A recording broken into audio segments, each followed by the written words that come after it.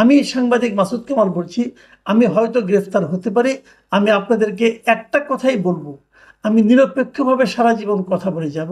এ বাংলাদেশে, বাংলাদেশের ইতিহাস যাকে নিয়ে লেখা, সেই বঙ্গবন্ধুকে আমি কখনো অপমানিত হতে দেব না। আমি যদি গ্রেফতার হয়ে যাই, আপনারা সবাই এই দেশের পক্ষ নিয়ে কথা বলবেন। এই বাংলাদেশ আমার, আপনার সবার। অন্যায়ের কাছে কখনো মাথা নত করিনি। আসসালামু আলাইকুম।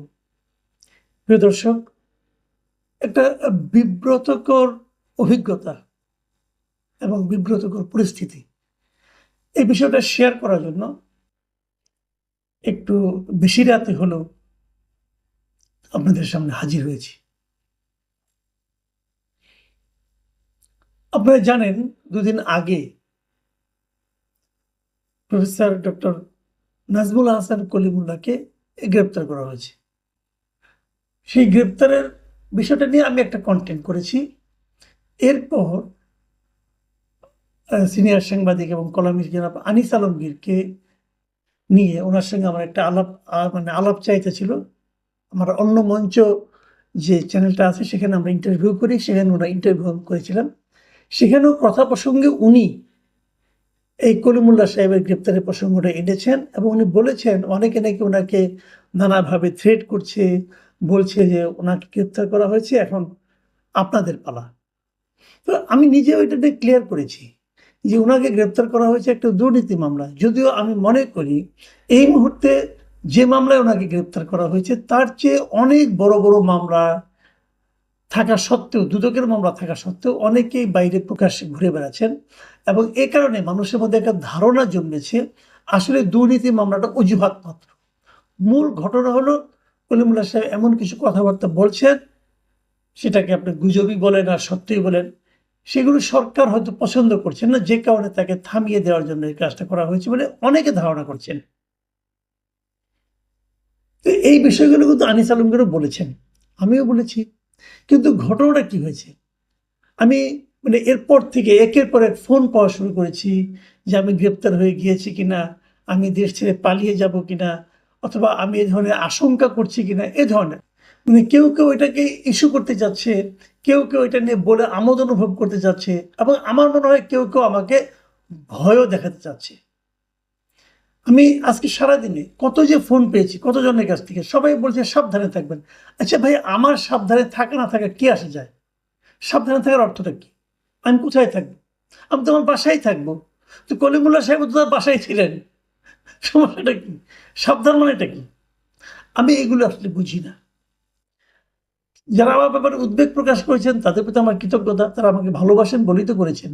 তারপরেও আমি যে একটা নমুনা আপনাদেরকে দেখাচ্ছি এগুলো আসলে কেন ছড়িয়ে যায়। যেমন আপনারা একজন বিখ্যাত লোক, আমাদের একজন সাহিত্যিক, কবি সাহিত্যিক, আমি কয়েকগুলি ফেসবুক স্ট্যাটাস আপনাদেরকে পড়ে শোনাই, তাহলে আপনি বুঝবেন যে আমি কোন ঝামেলার মধ্যে আছি।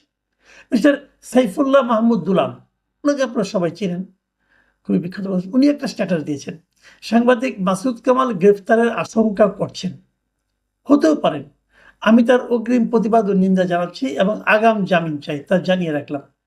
ওনার যে এই আন্তরিকতা আমার প্রতি, এটা আমাকে স্পর্শ করেছে।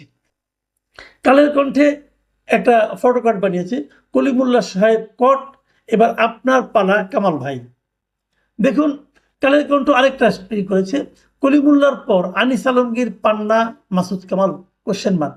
তারপরে লিখেছে বিস্তারিত কমেন্টে, মানে তারা প্রথমে ফেসবুক দিয়েছে, মানুষকে আকর্ষণ করেছে, তারপরে বলছে যে কমেন্টে যান। আচ্ছা, এই যে কথাটা যে কলিমুল্লাহর পরে আনিস আলমগীর, পান্না, মাসুদ কামাল, মনে হয় না যে ঘটনাটা এই ধরনের ঘটছে অথবা ঘটতে যাচ্ছে?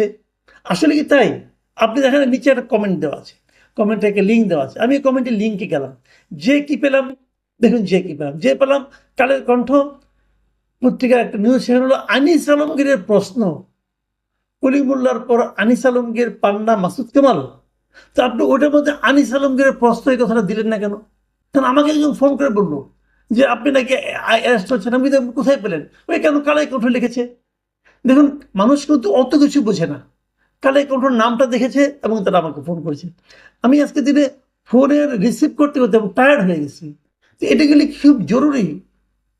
দেখুন, আরও একটা দেখাই আপনাদেরকে, Talukdar Mohammad S A M Sam, পরবর্তী কিছু আছে আমি জানি না, এখানে লেগেছে কলিমুল্লাহ গ্রেপ্তারের পর মাসুদ কামালকে দেশ ছাড়তে বলা হয়েছে। আমি কেন দেশ ছাড়বো? ছাড়তে বললে আমি ছাড়বো নাকি?